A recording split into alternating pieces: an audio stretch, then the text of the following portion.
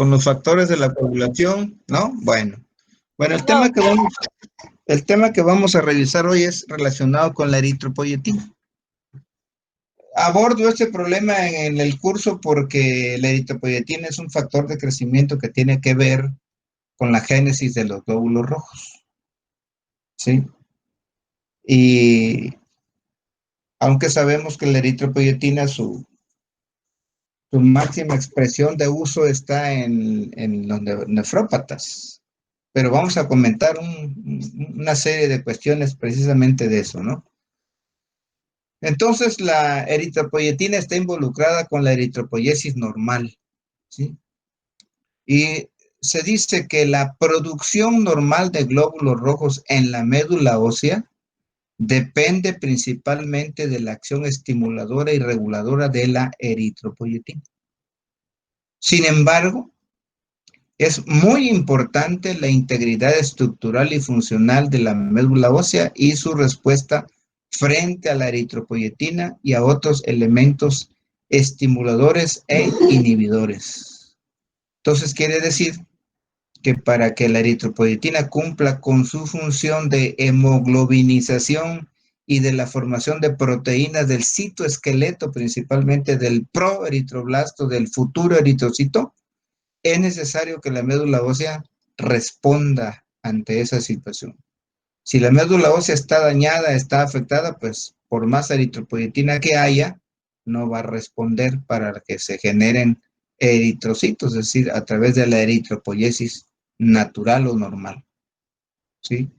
Para ello, participan elementos estimuladores humorales como los andrógenos como la testosterona y los estrógenos son andrógenos que se producen en los ovarios y en el testículo en el hombre, pero también en las suprarrenales se producen en un 10%, ¿sí?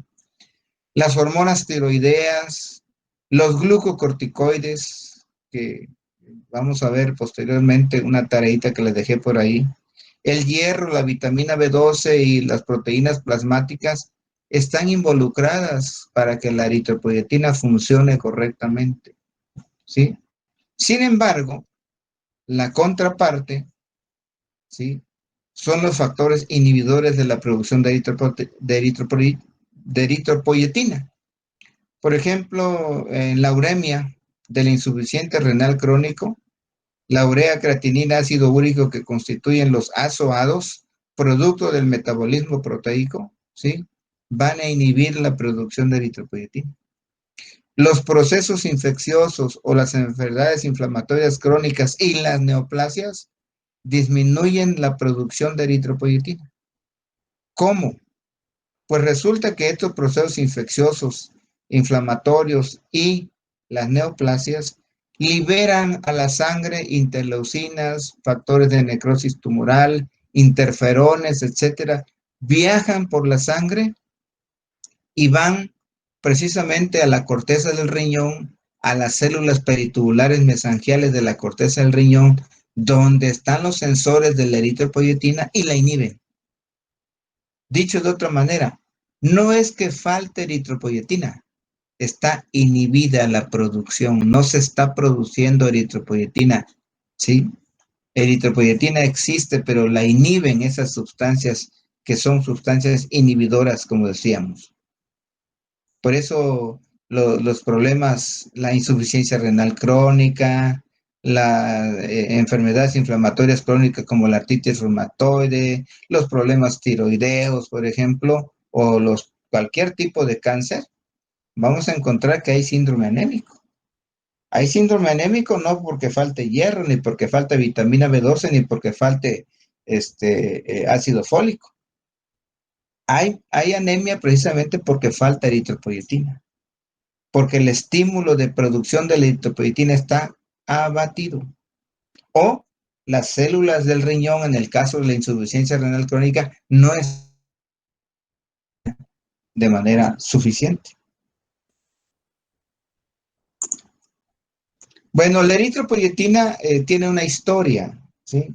Más adelante vamos a ver qué es lo que ha sucedido con la eritropoyetina en el momento actual, ¿sí?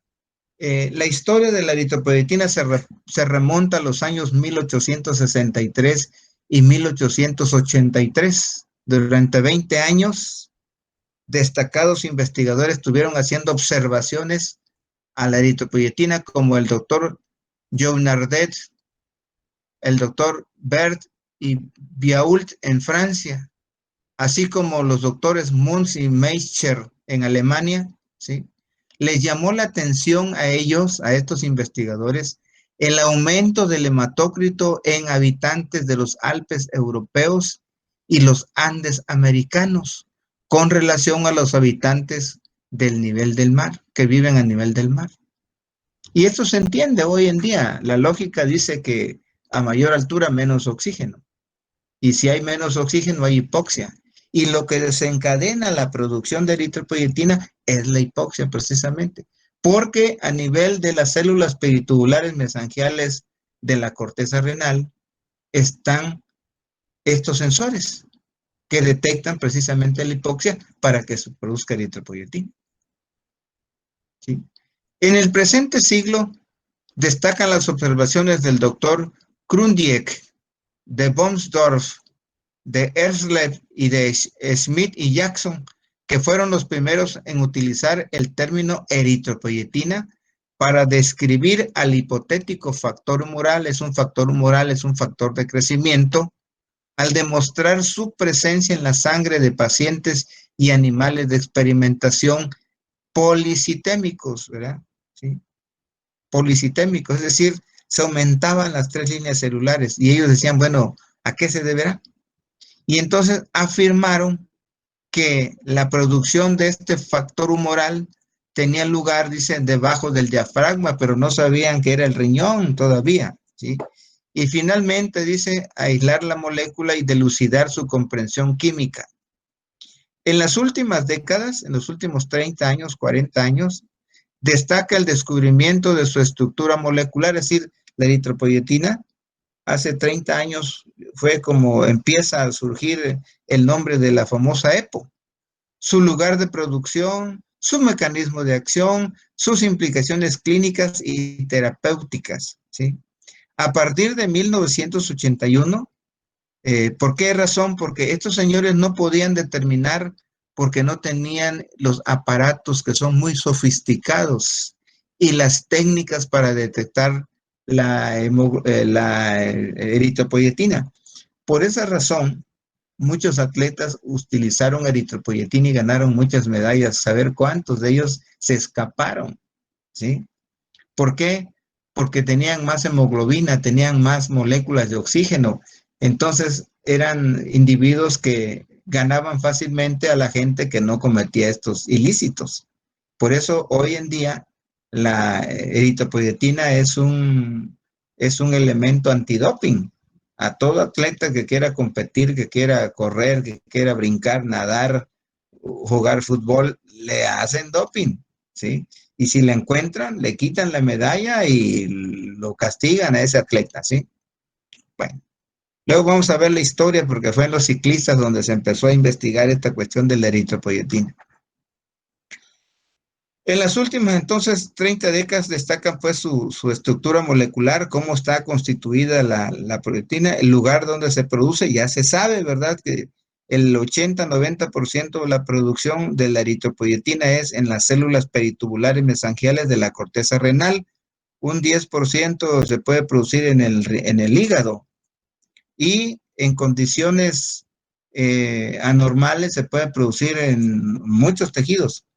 Hay ciertos tumores que producen eritropoyetina.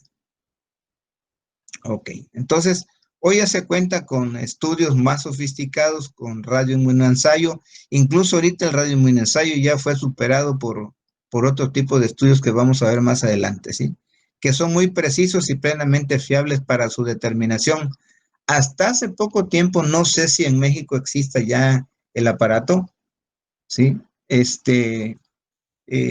Cuando se les extraía sangre a los atletas para ver si se habían administrado eritropoyetina, las muestras se mandaban a Los Ángeles, a Estados Unidos, porque en México no se tenían los aparatos que son muy sofisticados, ¿sí? Son muy sofisticados porque es muy difícil obtener, es muy difícil saber si alguien se administró eritropoyetina, ¿sí? Entonces, hoy en día pues ya existen esos aparatos que son sumamente caros, sumamente sofisticados, que se llama cromatografía de gases y de masas. A través de ese tipo de aparatos es como se detecta la eritropoyetina, ¿no? Ok. Desde el punto de vista químico, de su estructura química, la eritropoyetina es una glicoproteína acídica, contiene ácido ciálico, de peso molecular de 34.000 daltones y un contenido de azúcar de 34% y ácido ciálico en un 10%. Dice. El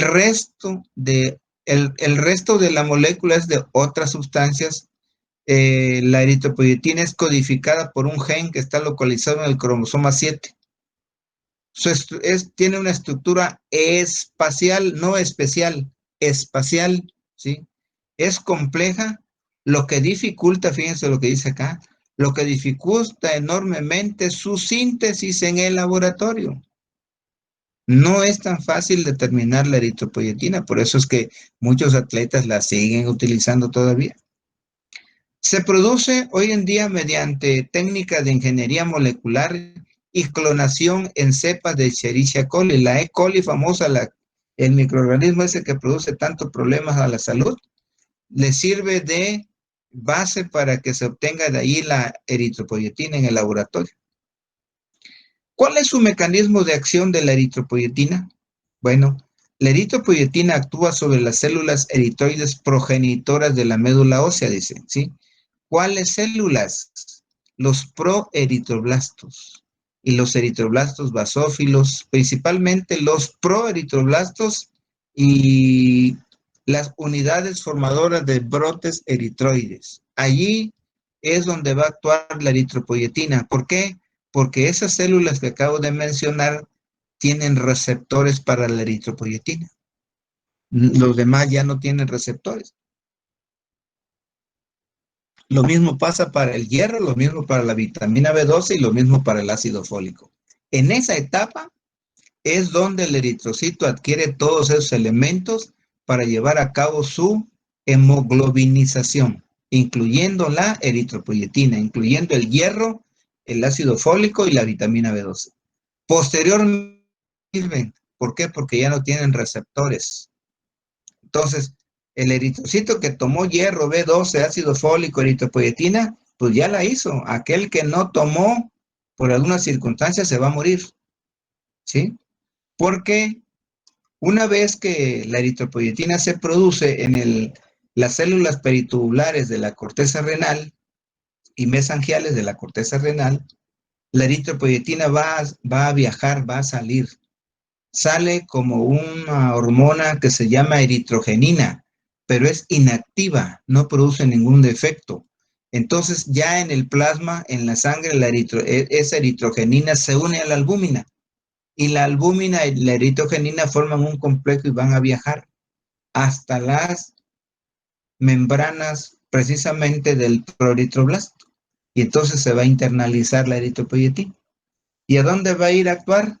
A ciertas secuencias de DNA que están destinadas para la formación de proteínas no globínicas, es decir, no cadenas globínicas, sino la eritropoyetina sirve para formar cadenas de, de proteínas del citoesqueleto y de las proteínas de membrana del eritrocito, no de las cadenas globínicas, sino de las cadenas diferentes a las cadenas globínicas. Para eso sirve la eritropoyetina en el organismo, en el proeritroblasto.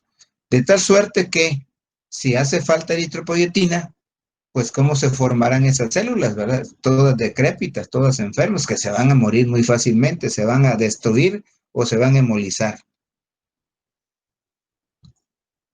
Dice, por lo tanto, el riñón y la médula ósea forman parte de este modo de sistema de control de feedback negativo, por lo que Al haber hipoxia en los tejidos, las células peritubulares mesangiales de la corteza renal, productoras de la eritropoyetina, se aumentan exponencialmente y empieza, ¿verdad? Empieza a producirse eritropoyetina.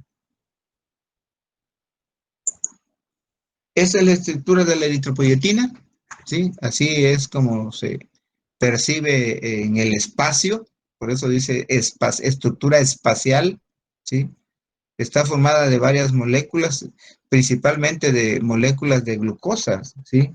El amarillito que ven ustedes acá es el ácido siálico, es lo que le permite a la eritropoyetina no desintegrarse, es que le da resistencia a la molécula, ¿sí? El rojito que ven ustedes acá es la galactosa, que es un tipo de glucosa, ¿sí? Son monosacáridos. El verdecito, el verdecito es la manosa, ¿sí?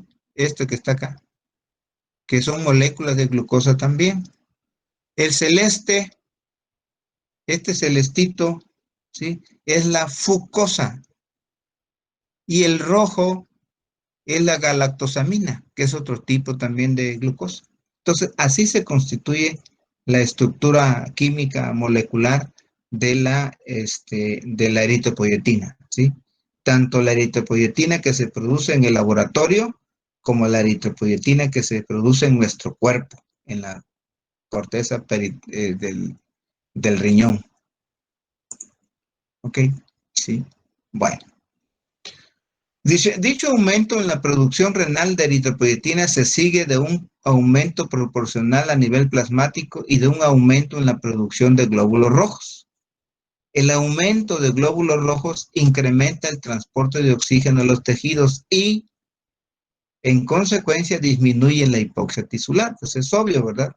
Si hay un aumento de oxígeno en los tejidos, la hipoxia desaparece. Al corregirse la hipoxia tisular en el riñón, disminuye obviamente el número de células productoras de eritropoyetina y en consecuencia la producción y los niveles plasmáticos de la hormona. Eso es obvio, ¿verdad? ¿Sí? Entonces, si se corrige la hipoxia, pues ya para qué queremos tantas células que estén produciendo eritropoyetina, ¿sí? Sino ya con esa es suficiente para corregir el problema y por lo tanto los niveles de la hormona también van a disminuir porque ya se corrigió la situación de hipoxia. La eritropoyetina, para ejercer su acción estimulante reguladora de la eritropoiesis, se combina primero con un receptor específico, ¿sí? Es lo que les decía. Entonces, una vez que ya fue a secuencias específicas de DNA y de RNA para producir las proteínas no globínicas, sino proteínas del citoesqueleto del eritrocito o de manera indirecta del leucocito o de la plaqueta, ¿sí? Pues la eritropoyetina, cuando se forma en las células peritubulares mesangiales que aquí están, ¿sí? Vean ustedes, este es un corte sagital de la corteza renal y aquí pueden ver ustedes las células mesangiales donde se produce la eritropoyetina, ¿sí? Aquí también hay otras células mesangiales donde se produce la eritropoyetina, ¿sí? En esta región de acá. Es así como se produce. Aquí en estas células están los sensores al oxígeno. Por eso cuando hay hipoxia tisular, estas células se disparan y empiezan a producir eritropoyetina. Empiezan a producir eritropoyetina como una hormona inactiva que se llama eritrogenina. Esa eritrogenina, una vez que ya se formó, va a salir a la circulación y en la circulación va a ser captada por una albúmina. La albúmina la va a llevar hasta la médula ósea, donde están las células precursoras de los eritrocitos que se llaman proeritroblastos, porque tienen receptores para ella y lo que van a hacer es captar esa eritropoyetina, internalizarla, ¿sí? Y a actuar a nivel de DNA, RNA para la síntesis de proteínas no globínicas, es decir, proteínas, repito, del citoesqueleto y de la membrana del eritrocito. Para eso sirve la eritropoyetina. Este es un corte también de la corteza renal. Vean, ahí están los glomérulos y están todas las estructuras anatómicas, histológicas que ustedes conocen mejor que yo, porque ahorita llevan ustedes la materia de nefrología. Yo ya me olvidé prácticamente de la nefrología, ¿sí? Pero ustedes están como navajita de rasurar. Ok, voy a tratar de explicar cómo actúa la eritropoyetina. Eh, Estoy tomando como base esta imagen, pero hay muchos datos todavía que hay que ir a agregarlo. Hay que agregarle. Entonces, abusados, fíjense bien, todo empieza acá. Cuando haya datos de hipoxia o cuando la masa eritrocitaria esté disminuida. ¿En qué circunstancias? En las anemias. ¿En qué circunstancias? En las cardiopatías, ¿sí? Que hay problemas en las cardiopatías hereditarias, las cardiopatías cianógenas principalmente. ¿En qué situaciones? En los pacientes asmáticos. ¿En qué otras circunstancias? En los pacientes enfisematosos. ¿En qué otro? En los pacientes que tienen EPOC, ¿sí? En ellos hay hipoxia. En ese momento, ¿verdad? Se van a ir, en ese momento, ¿verdad? Se va a enviar un estímulo hacia los sensores del oxígeno que están en la corteza renal, precisamente en las células peritubulares mesangiales de la corteza renal, ¿sí? Ahí se va a enviar la señal. ¿Para qué? Para que esas células empiecen la síntesis de eritropoyetina, ¿sí? Y empiecen la síntesis de eritropoyetina, pero les decía que se empieza la síntesis de una hormona inactiva que se llama eritrogenina. ¿Sí? Esa eritrogenina va a ser captada por una albúmina que la va a transportar. ¿Hasta dónde? Hasta la médula ósea. ¿En qué estructuras? Hasta las células progenitoras eritroides que se llaman proeritroblastos y se llaman unidades formadoras de brotes eritroides, que les he dicho, tienen receptores para ese complejo albúmina transferrina, ¿sí? Y entonces, llegan a la médula ósea, llegan a esas células, la eritropoyetina se internaliza y empieza a producir, ¿sí? Su transportador regresa a la membrana, ¿sí? Y empieza la síntesis en ciertas secuencias de RNA, DNA, RNA, empieza la síntesis proteica. ¿De qué proteínas? Proteínas del citoesqueleto, de la membrana, del eritrocito, del citoesqueleto, del eritrocito, de las proteínas de membrana, es decir, empieza a formar proteínas no globínicas, no cadenas globínicas. La eritropoyetina no participa en la génesis de cadenas globínicas, participa en la génesis de otras proteínas no globínicas, ¿sí? Y además ayuda también la eritropoyetina a la hemoglobinización que se está dando precisamente en los proeritroblastos. Vean, entonces el proeritroblasto es una célula tan importante que tiene receptores para muchas sustancias. Tiene receptores para eritropoyetina, para hierro, para vitamina B12, para ácido fólico, ¿sí? Después de allí, ni la eritropoyetina, ni el hierro, ni el folato, nada puede penetrar al eritrocito, porque ya no le va a servir. Ya inició la formación de proteínas, ¿sí? Aunque la síntesis de hemoglobina se da hasta a nivel del eritroblasto ortocromático, ¿sí? La síntesis de eritropoyetina, ¿sí? Más bien la eritropoyetina va a actuar únicamente a ese nivel. Los demás no, porque no tiene receptores. Entonces, una vez que ya se formó, ¿verdad? Sí, obviamente se están formando células progenitoras, pues se incrementa la masa muscular, digo, la masa eritrocitaria. Y al aumentar la masa eritrocitaria, ¿qué se está aumentando? La hemoglobina. Y al aumentar la hemoglobina, ¿qué se está incrementando? Las moléculas de oxígeno. ¿Y qué va a hacer el oxígeno? Pues disminuir la hipoxia. Esta imagen está muy bonita, pero está incompleta. Por eso le estoy agregando yo algunas otras cosas. ¿Alguna duda, alguna pregunta sobre esto?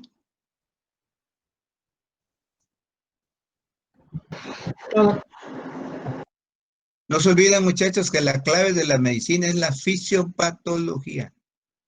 Podemos saber de mucho, pero si no sabemos de fisiopatología, no sabemos medicina. ¿Sí? Entonces el paciente nefrópata por eso tiene anemia, porque sus sensores están alterados, sus células intersticiales están necróticas, no se produce eritropoyetina. Y entonces no vamos a encontrar una cantidad suficiente de eritropoyetina que no van a estimular a las células progenitoras en la médula ósea. Y si no se estimula, pues no hay incremento de la masa eritrocitaria. Los eritrocitos, al contrario, están disminuidos y por eso hay síndrome anémico. ¿Se dan cuenta? Es lo mismo acá, ¿no? Aquí es la hipoxia tisular. La hipoxia tisular hace que se disparen los sensores de la eritropoyetina que están en el riñón, ¿sí? Entonces, esos sensores que están en las células peritubulares mesangiales de la corteza renal van a empezar a sintetizar eritropoyetina, pero la van a sintetizar como una hormona inactiva que se llama eritrogenina. Esa eritrogenina va a ser captada por una albúmina y la va a llevar hasta la médula ósea. ¿En qué estructuras? ¿En qué células? En los proeritroblastos que tienen receptores para ella. ¿Para qué? Para que empiece la síntesis de hemoglobinas diferentes a las cadenas globínicas. Para eso va a servir. Y entonces, una vez que ya se está produciendo, se está estimulando a la médula ósea, se estimula la médula ósea, se incrementa el número de glóbulos rojos, obviamente hay una mayor captación de oxígeno y por lo tanto se reduce la hipoxia. ¿Y eso quiere decir?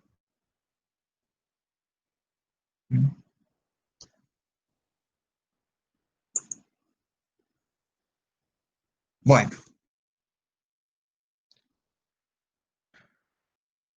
los valores normales de la eritropoyetina. Dice. Con las técnicas de radioinmunoensayo y en condiciones normales, se acepta que los niveles de eritropoyetina en sangre varían de 14 a 20 miliunidades por mililitro y en orina de 1 a 4 miliunidades por mililitro. Producción, ya vimos, ¿verdad? La fuente principal de eritropoyetina es el riñón y las células encargadas de su síntesis y su liberación, que son las células endoteliales peritubulares mesangiales de la corteza renal y de la médula, más de la corteza que de la médula, ¿sí?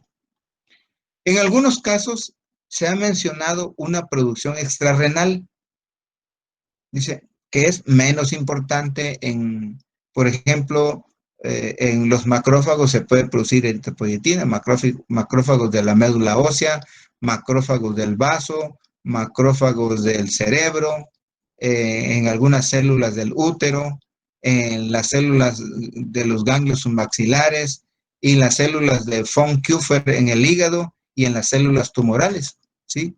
De manera extrarrenal, allí se puede producir eritropoyetina. De tal suerte que no es raro, ¿verdad?, que el cerebro produzca eritropoyetina, el útero, los ganglios, etcétera, etcétera.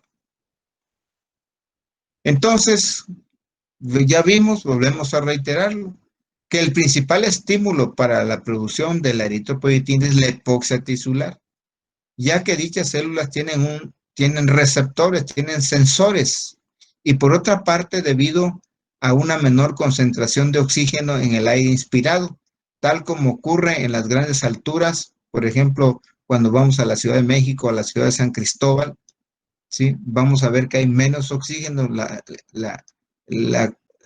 La altura produce menos oxigenación, la oxigenación condiciona hipoxia tisular, la hipoxia tisular hace que se incremente la eritropoyetina, estimula la médula ósea y la médula ósea responde produciendo más eritrocitos, la hemoglobina se incrementa y se trata de solventar la hipoxia.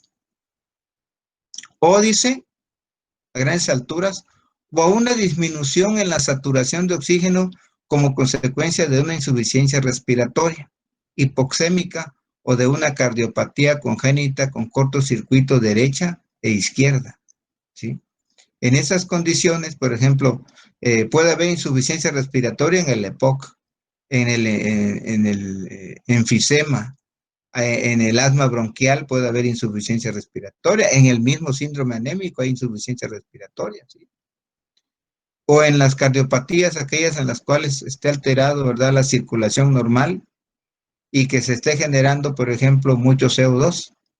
El CO2 genera hipoxia tisular porque no hay suficiente oxígeno. En esas circunstancias es como la eritropoyetina se va a producir también.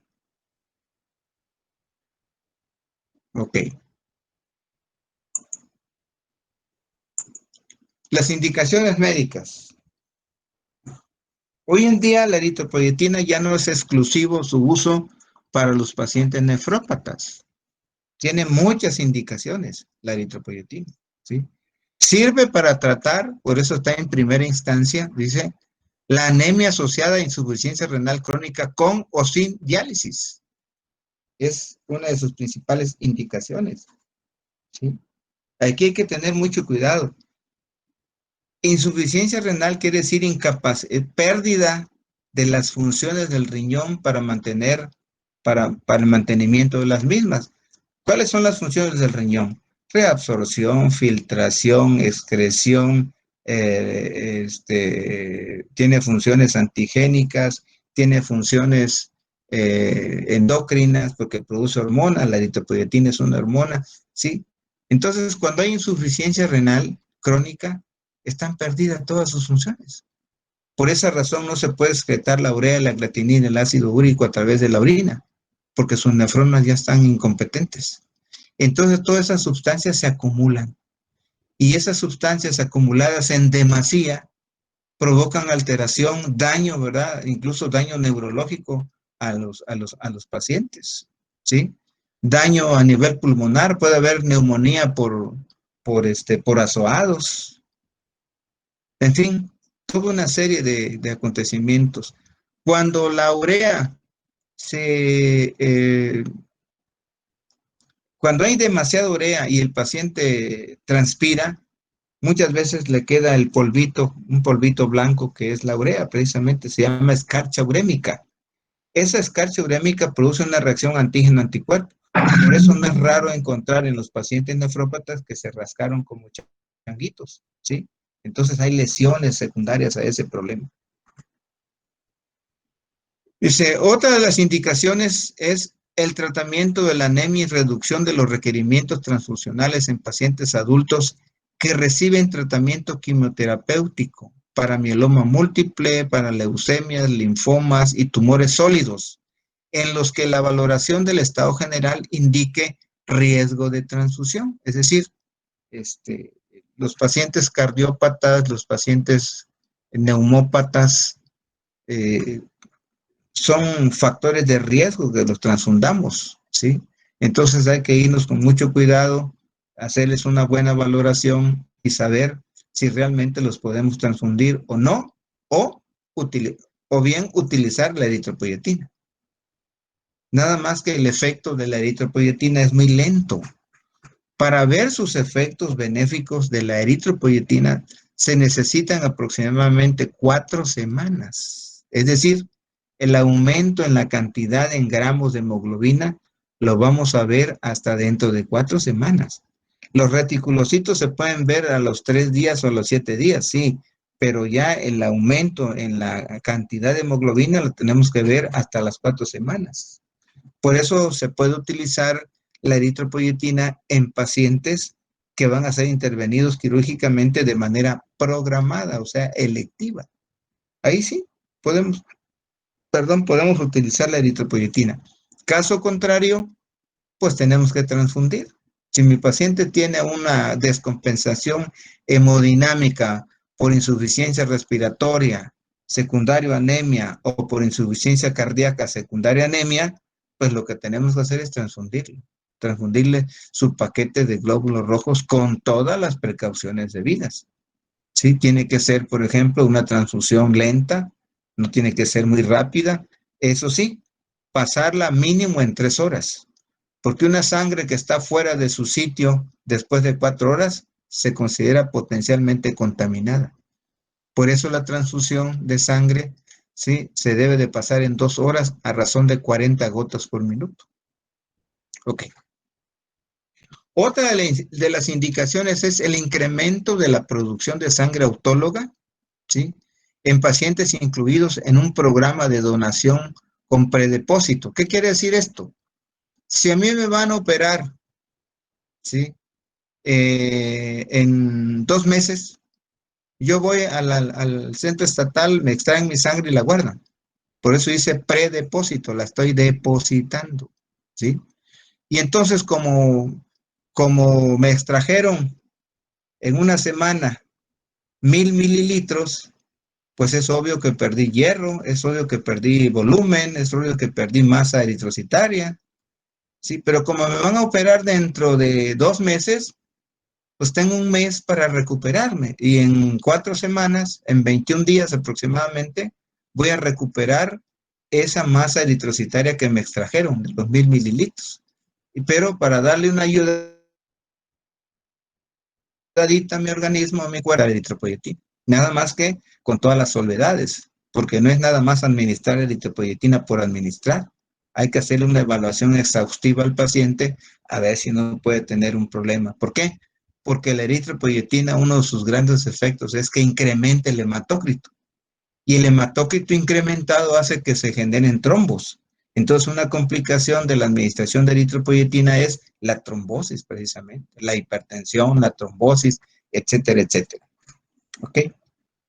Bueno, otra indicación es la anemia del niño prematuro. Todos sabemos que los niños prematuritos tienen deficiencia de hierro y tienen deficiencia de eritropoyetina. Por lo tanto, es necesario que le administremos sus dosis adicionales de hierro y de eritropoyetina. El hierro es un elemento básico, es un elemento sustancial porque actúa a nivel de la hormona de crecimiento en los niños. Entonces, si no tiene hierro el niño, pues va a tener un crecimiento y un desarrollo anormal. Va a perder aspectos cognitivos porque el hierro tiene que ver con la cuestión cognitiva, es decir, del aprendizaje y de la enseñanza. ¿Sí? Entonces, los niños prematuros necesitan su hierrito y necesitan su eritropoyetina.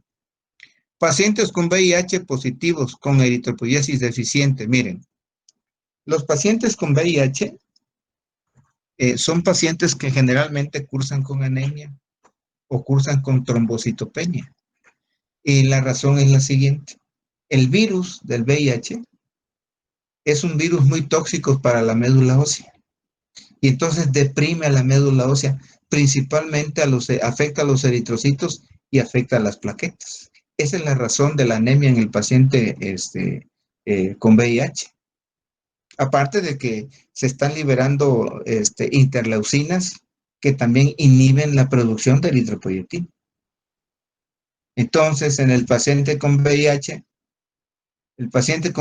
no se muere de su VIH, no se muere de su enfermedad. Lamentablemente fallece por complicaciones.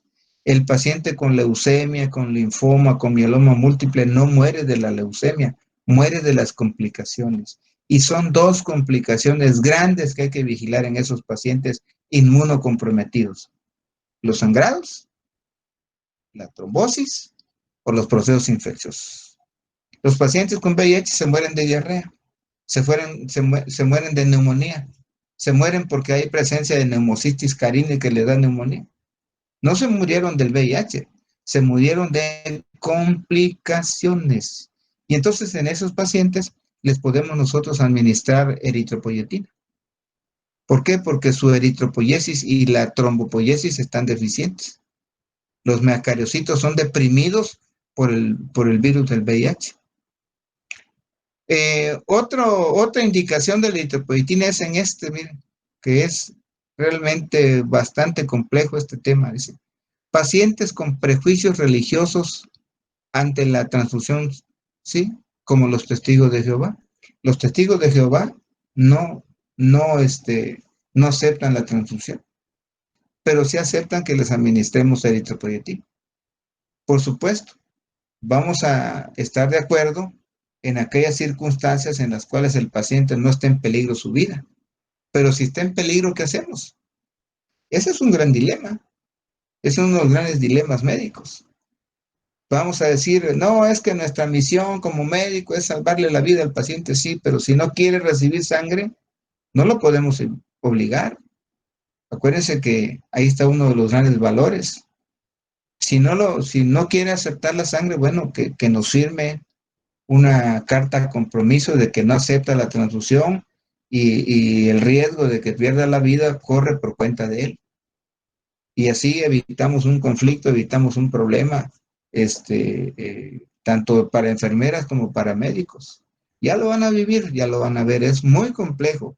La ley es muy ambigua en ese sentido, no hay una legislación, ¿verdad? Porque la ley debería proteger al médico, el que está tratando a eso es lo que pienso, ese es mi punto de vista personal, porque la función del médico, para lo que estamos siendo hechos, formados, es salvar la vida de los pacientes. Pero si nos presentamos ante una circunstancia de esta naturaleza, en el que el paciente no quiere recibir el tratamiento, pues que nos firme una carta, ¿verdad? De consentimiento de que él está consciente de su problema y que no acepta la transfusión, porque su religión se lo impide. Es muy complejo, ¿eh? Muy complejo. Sin embargo, sí le podemos administrar eritropoyetina. Esa sí la aceptan. Total, la eritropoyetina son ampolletitas de 1 mililitro y en ese mililitro vienen 4,000 unidades internacionales. Sí, sí les podemos. Más adelante vamos a ver los esquemas de tratamiento. Lo vamos a abordar en 2 clases. Ok. Pero sí realmente es una bronca eso de los testigos de Jehová, ¿verdad? Yo soy muy respetuoso de la religión, pero pues somos médicos nosotros. Entonces, hay que, y el otro también va a decir, es que yo tengo derecho también a recibir lo que yo considere que es benéfico para mi salud. Entonces estamos en un dilema, ¿quién tiene la razón? Ok, pacientes que están en la UCI, en la unidad de cuidados intensivos, también se les puede administrar eritropoyetina.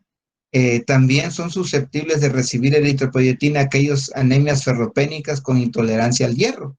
Por ejemplo, que tengan gastritis, que sean alérgicos al hierro por vía endovenosa, por vía intramuscular, les podemos administrar eritropoyetina.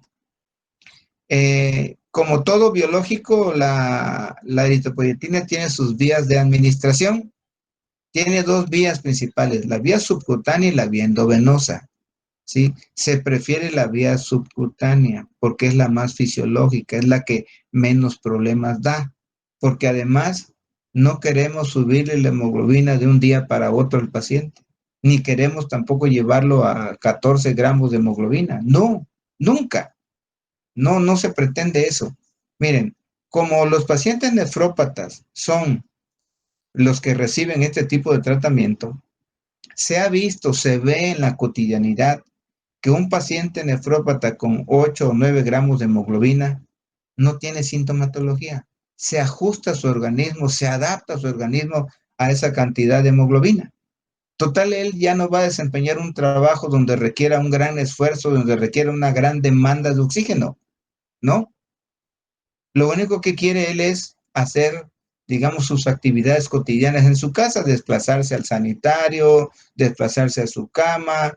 Eso es lo que necesita. Entonces, en esos pacientes no hay que transfundirlos, por favor, porque están bien, no tienen sintomatología cardiorrespiratoria, no tienen insuficiencia respiratoria ni insuficiencia cardíaca. Entonces hay que dejarlos. La inmensa mayoría de médicos, lamentablemente, a veces no estudiamos la fisiopatología de la insuficiencia renal, ¿sí? Vemos a un paciente con 8 de hemoglobina y ya lo estamos transfundiendo. Pero si sabemos, pues, que hay insuficiencia de la nefrona, ya no puede excretar la nefrona. Entonces, si le metemos muchos líquidos y le metemos mucha agua, ¿qué es lo que estamos haciendo? Encharcando, provocándole un edema agudo de pulmón y muerte orgánica múltiple al paciente. Entonces, hay que tener mucho cuidado, ¿sí? Entonces, la eritropoyetina sí la podemos administrar porque su efecto es en 4 semanas, no es inmediato. ¿Sí? Hay que tener pues mucha visión en esas cosas, en los manejos de los pacientes nefrópatas. En el libro del doctor Guillermo Ruiz Argüelles viene la fisiopatología de la anemia de la insuficiencia renal crónico. Búsquenla y estudienla, por favor, para que entiendan ustedes estas cuestiones que estamos hablando. Fíjense, estoy abordando un problema nefrológico cuando yo nada más me debí de haber concretado a la cuestión hematológica, a los proeritroblastos nada más. Pero yo tengo que entender a esto como un todo, no puedo entender nada más una partecita chiquitita, ¿verdad? ¿Por qué? Porque el paciente nefrópata expresa anemia. ¿Y quién va a tratar la anemia? Pues la puede tratar el nefrólogo, la puede tratar el internista, lo puede tratar el hematólogo. Entonces, por eso tenemos que saber, ¿sí? O la puede tratar un médico general que esté capacitado y que sepa la fisiopatología de la insuficiencia renal crónica y que conozca de eritropoyetina y que conozca de hierro y que conozca de folatos y que conozca de vitamina B12, porque también se requiere hierro cuando se administra eritropoyetina para que hagan sinergia, para que potencien una acción. Entonces, la vía subcutánea es la que se prefiere porque es la más fisiológica y la más tolerable. La vía endovenosa se deja para el último porque no queremos, repito, incrementar la masa globular de manera inmediata, ¿sí? ¿Por qué? Porque si se aumenta la masa, se aumenta el hematócrito, pues generamos trombosis. Una de las grandes complicaciones del uso de la eritropoyetina son las trombosis. Y por eso tenemos que estar vigilando el hematócrito, que no suba arriba de 50, que se quede en 45 o 48 cuando mucho, pero no 50 ni 55. Cuando llegamos a ese límite 55, le tenemos que disminuir la dosis que estamos prescribiendo, administrar antiagregantes plaquetarios y una serie de fármacos para que nos eviten precisamente los trombos. Ok. Entonces, se prefiere la subcutánea ya que no se pretende incrementar la hemoglobina de manera brusca como se haría con la vía endovenosa. La respuesta que vamos a tener es a los 3 a 7 días va a haber reticulocitosis y el incremento en la hemoglobina de 1 gramo lo vamos a ver hasta las 4 semanas. Por eso les digo, hay que llevar al paciente paulatinamente, poquito a poquito, poquito a poquito. ¿Por qué? Porque ya se ajustó a su anemia, ya se adaptó a su anemia. No es necesario que le subamos la hemoglobina de un día para otro 4 o 10 gramos, no. Despacito nos vamos con ellos.